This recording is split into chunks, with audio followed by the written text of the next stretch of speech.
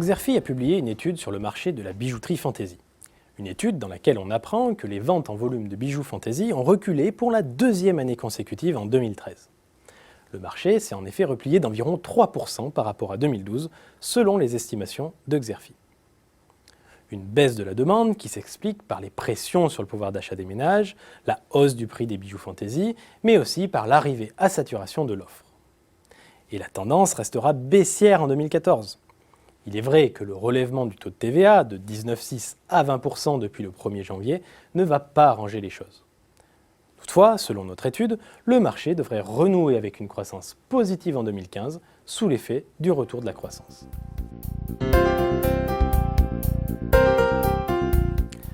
Alors que la demande s'essouffle, l'offre continue, elle, de s'enrichir.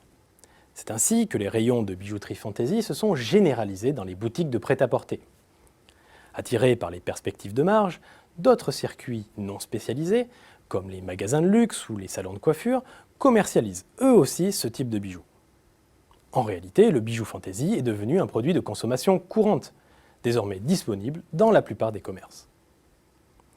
Pour les bijouteries de centre-ville et de centre commercial, le bijou fantaisie vient naturellement compléter leur offre de base, à savoir la vente de bijoux en or et en argent.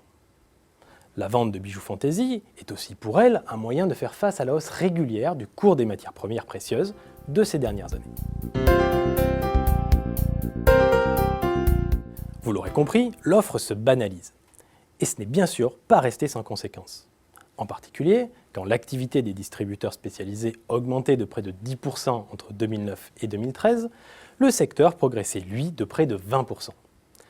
Les distributeurs spécialistes du bijou fantaisie ont donc vu leur activité progresser 2 fois moins vite que les ventes du secteur.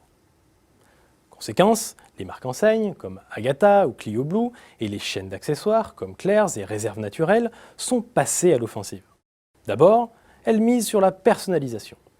C'est ainsi que les charmes, ces petits bijoux modulables commercialisés entre autres par Agatha ou Pandora, ont rencontré un vif succès. Un vif succès grâce à leur caractère unique qui répond à la demande croissante de personnalisation et de différenciation. Certains spécialistes du bijou fantaisie ont aussi élargi leur cible de clientèle en développant des collections enfants. D'autres encore jouent la carte de l'international en profitant de l'attrait du luxe à la française.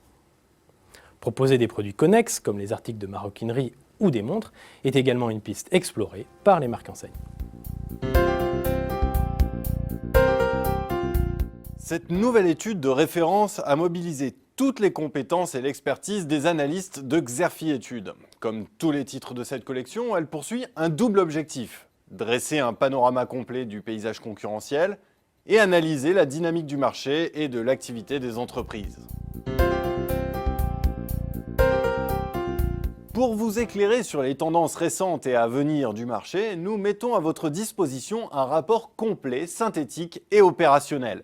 L'étude vous propose notamment une analyse pertinente des déterminants du marché, les prévisions du secteur à court terme et les perspectives à plus long terme, une cartographie détaillée des acteurs du marché au travers de classements, de tableaux de positionnement et de fiches d'identité, et une sélection rigoureuse des faits marquants et des principaux axes de développement de ces mêmes acteurs.